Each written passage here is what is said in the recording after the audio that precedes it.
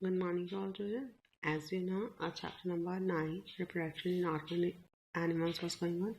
In this chapter, in previous class, we have read about the introductions regarding to the reproduction, and next is also for the reproduction. We have read about the reproduction, two types, sexual and asexual reproduction. Next was the sexual reproduction in animals. We have started the topic the sexual reproduction in animals. In this, we have learned about two type of systems, male organs and the female organ, female reproductive system and male reproductive system, and along with it we have read about the life cycle of butterfly. Butterfly की case में क्या होता है, mature butterfly है वो egg less करती है और एग से फिर प्यूपा लार्वा बनता है और लार्वा से फिर प्यूपा स्टेज में आता है और प्यूपा से फिर वापस क्या आता है, मैच्योर ये बटरफ्लाई बन जाती है. ठीक है, ये इसका क्या है, लाइफ स्पान है. नेक्स्ट जो form oviparous and viviparous at the page number oviparous and viviparous animals. These animals which lay eggs like the hen, frog, lizards, butterflies are called the oviparous animals. ऐसे animals जो कि egg lays करते हैं जैसे hen, frog, lizards, butterfly called the oviparous animals, and the animals which gives birth to the young ones are called the viviparous animals like humans, cows and the dogs. जो ऐसे animals जो कि अपने जैसे young ones को birth देते हैं तो उनको अपने क्या बोलते हैं, विविपेरस. व्हाट इट, जो एग्स देते हैं, एग लेज करते हैं, उनको ओविपेरस बोलेंगे. जो अपने जैसे यंग वंस को बर्थ देते हैं that is known as viviparous. Viviparous के एग्जांपल्स क्या हैं, animals like humans, cows and dogs. और ओविपेरस कौन से हैं, ओविपेरस जो एग्स देते हैं like hen, dog, lizard, butterfly etcetera. Okay, next ये एक्टिविटी की बना यहाँ पे, collect eggs of the following animals: butterfly, hen, dog, sparrow and pigeon. Make drawing of the collected egg. This was the just only activity.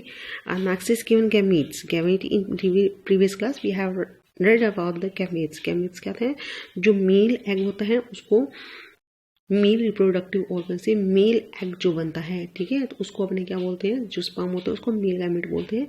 और जो female reproductive organ से जो female egg बनता है उसको अपने क्या बोलते हैं, फीमेल गैमेट बोलते हैं. मेल गैमेट्स और sperms are produce in the organ called testis, plural testa. ठीक है, ये जो मेल गैमेट्स होते हैं उनको स्पर्म्स बोलते हैं. कहाँ प्रोड्यूस होते हैं, एक ऑर्गन में जिसको अपने बोलते हैं टेस्टिस. टेस्टिस एक ऑर्गन होता है ह्यूमंस में, मेल में, तो उसमें ये स्पर्म्स बनते हैं. अब टेस्टिस सिंगल वर्ड है और इसका प्लूरल अपने करेंगे तो testis. Which female gametes, while female gametes or egg or arm is produced inside ovary, plural ovaries. ठीक है, ये जो eggs हैं वो किस में प्रोड्यूस होते हैं, inside the ovary, single ovary, and if we use the plural term that will be ovaries. In this case, the two type of gametes, male sperm and female ovum, are produced by the two different individuals. इस तरह से to individual से अपने को different type के two type के gametes देखने को मिलते हैं. First is female gamete ovum and the male gamete sperm. ठीक है, such organisms are called the unisexual. अब इस टाइप के एनिमल्स को अपने क्या बोलते हैं, यूनिसेक्सुअल. यूनिसेक्सुअल वो होते हैं जिनमें से जिनकी बॉडी में एक तरह का ही एक ही रिप्रोडक्टिव ऑर्गन प्रेजेंट होता है, सॉरी एक ही रिप्रोडक्टिव सिस्टम प्रेजेंट है. मीन टू से मेल है तो मेल होगा, अगर दूसरी बॉडी में फीमेल है तो उसमें फीमेल रिप्रोडक्टिव ऑर्गन होगा. ऐसे नहीं कि एक बॉडी में मेल और फीमेल दोनों प्रेजेंट होते हैं. Examples cockroaches, frogs, fishes, birds, reptiles, humans, ये सब में क्या आता है, एक ही बॉडी. यानी कि जो मेल होते हैं वो अलग होते हैं, जो फीमेल्स होती हैं वो अलग होते हैं. In other both type of gametes exist in the same individuals. These organisms are called hermaphrodite और बाइसेक्सुअल्स. अब कुछ ऐसे एनिमल्स होते हैं जिनमें एक ही एनिमल में दोनों ही रिप्रोडक्टिव ऑर्गन प्रेजेंट होते हैं. मीन टू से मेल भी प्रेजेंट होता है और फीमेल भी एक ही बॉडी में प्रेजेंट होते हैं. So that's why these type of animals are known as hermaphrodite और bisexual animals. Examples earthworms, leeches. Earthworm और लीचेस जो होते हैं हर्माफ्रोडाइट होते हैं, बाइसेक्सुअल होते हैं. उनमें bisexual mean to say two, sexual mean to say reproductive organs, यानी कि टू टाइप के सेक्स ऑर्गन्स उसमें प्रेजेंट होते हैं. That is known as bisexual. Monosexual, ये uni mean to say one and sexual mean to say sex organs. एक type के ही सेक्स ऑर्गन्स प्रेजेंट है, that organisms is known as unisexual. Okay, these organisms are called, हो गया ये। और इसके बाद है व्हेन द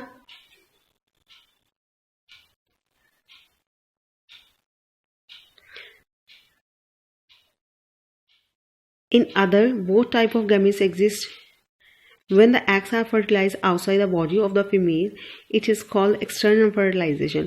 और जब एग और स्पर्म फ्यूज होते हैं तो उस प्रोसेस को अपने बोलते हैं फर्टिलाइजेशन। अब ये फर्टिलाइजेशन क्या होता है, 2 टाइप्स होता है। कई तो ऐसे एनिमल्स होते हैं जिनमें उनकी बॉडी के अंदर ही फर्टिलाइजेशन होता है, और कुछ ऐसे एनिमल्स होते हैं जिनकी उनकी पूरी बॉडी से आउटसाइड में फर्टिलाइजेशन होता है।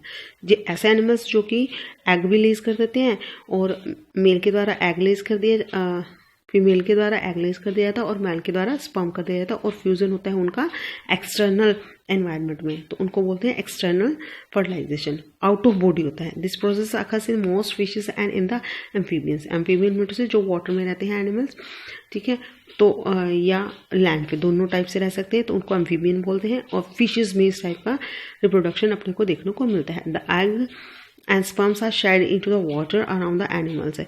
जो एग और स्पर्म है वो कहाँ छोड़ दिए जाते हैं, पानी में। जो एनिमल्स है वो अपने पास में ही पानी में उसको रिलीज कर देते हैं, एग्स को और स्पर्म्स को, and fertilization take place there.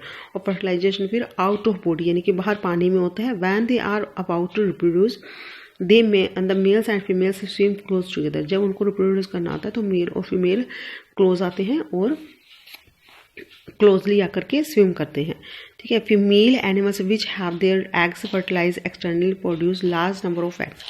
एक ऐसी फीमेल जिसको कि एग प्रोड्यूस करने हैं वो कि लार्ज नंबर में एग प्रोड्यूस कर करके पानी में छोड़ देती है। By laying large number of eggs, बहुत अधिक मात्रा में एग लेज करने पर the female increases the chances of fertilization. बहुत ज़्यादा एग्स होंगे तो फर्टिलाइजेशन की प्रोसेस की जो पॉसिबिलिटी है वो सबसे ज़्यादा बढ़ जाती है। This is necessary because even when the parents are close together, ये इसलिए होता है कि जब पेरेंट्स क्लोज आते हैं, सम ऑफ द एग्स में drift away and the some sperms में swim in the wrong direction. ऐसा ऐसे होता है क्योंकि जब मेल के द्वारा स्पर्म और फीमेल के द्वारा जो एग लेज कर दिए जाते हैं वाटर में, जब वो नज़दीक आते हैं रिप्रोडक्शन के लिए, तो कुछ जो उसमें से स्पर्म्स होते हैं वो रोंग डायरेक्शन में चले जाते हैं, ठीक है। रोंग डायरेक्शन में जाने के कारण क्या होता है, वो एग को फर्टिलाइज नहीं कर पाते हैं, जिस कारण से फिर जाइगोट नहीं बनेगा और न्यू बेबी बॉर्न नहीं होगा। This is necessary because when the parents are close together some of the eggs में ड्रिफ्ट, हो गया ये। If only small number of eggs were produced the chances of an egg meeting a sperm would be much reduce. जब थोड़ी ही number में अगर egg produce होते हैं तो नंबर ऑफ जो मीटिंग है यानी कि एग्स और स्पर्म की जो मीटिंग के चांसेस होते हैं वो क्या होते हैं, बहुत कम हो जाते हैं। And then are eaten by aquatic animal. और कुछ ऐसे भी होते हैं कि जो एग्स को दूसरे एनिमल्स खा लेते हैं, तो भी चांसेस उसके कम हो जाते हैं मीटिंग के। अब अपने यहाँ रीड कर चुके हैं कि अपने 2 टाइप का फर्टिलाइजेशन देख सकते हैं। First is external fertilization and second is internal fertilization. When the fertilization occur inside the body of the female it is called internal fertilisation.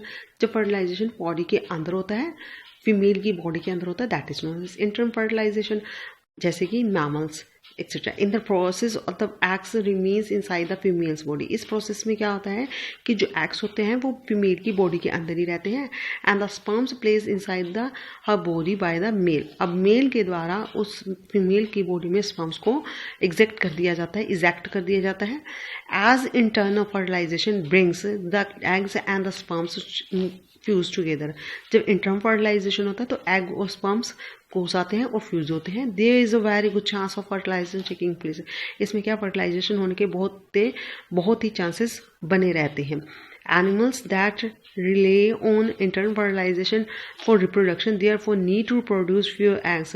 ऐसे एनिमल्स जो कि जिनमें कि इंटरनल फर्टिलाइजेशन होता है रिप्रोडक्शन के लिए, वो इंटरनल फर्टिलाइजेशन पर डिपेंड करते हैं, तो उनमें बहुत ही कम मात्रा में अगर एग्स बनते हैं तो भी वो इनफ है, ठीक है। For examples, lizards lay up to